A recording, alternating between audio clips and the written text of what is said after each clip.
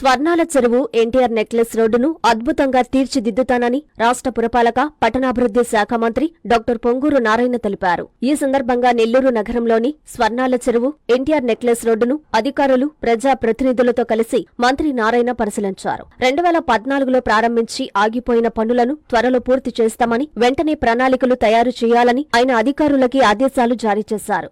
ఈ సందర్భంగా రాష్ట్ర మంత్రి డాక్టర్ పొంగూరు నారాయణ మీడియాతో మాట్లాడారు. ఎన్టీఆర్ నెక్లెస్ రోడ్డులో ఎంతో పవిత్రమైన శ్రీ ఇరుకులలమ్మ అమ్మవారి ఆలయం ఉందన్నారు. ఆ ఉద్దేశంతోనే టీడీపీ ప్రభుత్వంలో ఈ ప్రాంతాన్ని అభివృద్ధి చేశామని గుర్తు చేశారు. ఇంకా డెవలప్మెంట్ చేయాల్సింది చాలా ఉందన్నారు. సుమారు 24 కోట్ల రూపాయలతో అనేక అభివృద్ధి కార్యక్రమాలు చేయడం జరిగిందన్నారు. నెక్లెస్ రోడ్డుని మొత్తం 3 దశల్లో పూర్తి చేస్తామని అప్పుడే చెప్పడం జరిగిందన్నారు. ఇప్పుడు 30 కోట్ల రూపాయలతో మొదటి దశను పూర్తి చేశామన్నారు. రెండో దశలో చెరువులో అనేక అభివృద్ధి పనులు చేయడం జరుగుతుందన్నారు. అదేవిధంగా డీకేడబ్ల్యూ కళాశాల వెనుక పిల్లలకి వాటర్ స్పోర్ట్స్ పెట్టాలని 1 ఎకరా స్థలం తీసుకున్నామన్నారు. అయితే ప్రభుత్వం మారడంతో అవన్నీ కూడా ఆగిపోయాయన్నారు.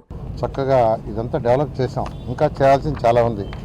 ఆ రోజు నడాకి యాక్చువల్గా 30 కోట్లు యాక్చువల్గా శాంక్షన్ చేశాం. దాంట్లో 24 crores ఖర్చు పెట్టి యాక్చువల్గా వర్క్ చేశారు.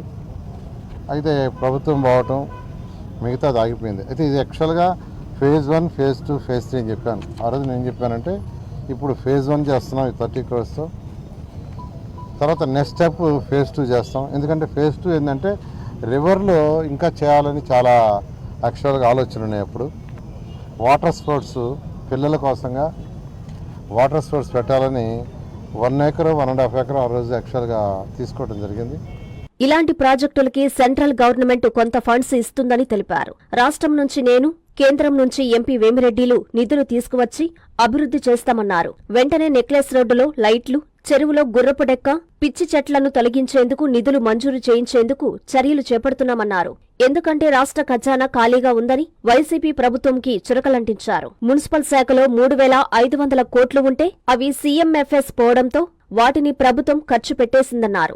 రాష్ట్రాన్ని మళ్లీ గాడిలో పెట్టేందుకు ముఖ్యమంత్రి చంద్రబాబు నాయుడు కేంద్రం సహాయం తీసుకుంటున్నారన్నారు. ఇట్లాంటి ప్రాజెక్ట్స్కి సెంట్రల్ గవర్నమెంట్ కూడా కొంత ఫండ్ ఇస్తుంది. వాళ్ళు ఎంత ఇస్తారు, మనం ఎంత ఇస్తారు అనే దాన్ని డిస్కస్ చేసి ఇట్లా మన ఎంపీ గారు వేమిరెడ్డి ప్రభాకర్ రెడ్డి గారు తెలుగుదేశం ఎంపీ, ఆయన దగ్గర కూడా ఫాలోఅప్ చేసి కొంత సెంట్రల్ ఫండ్ తీసుకొచ్చి కొంత రాష్ట్ర ఫండ్ తీసుకొచ్చి దీన్ని ముందుకు పోవడం జరుగుతుంది.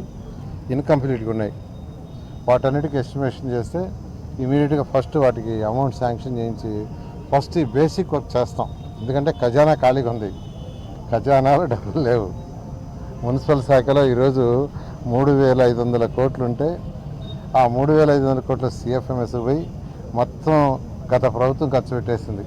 అయినప్పటికీ ముఖ్యమంత్రి గారు అనుభవం ముఖ్యమంత్రి మాకు ఉండేది.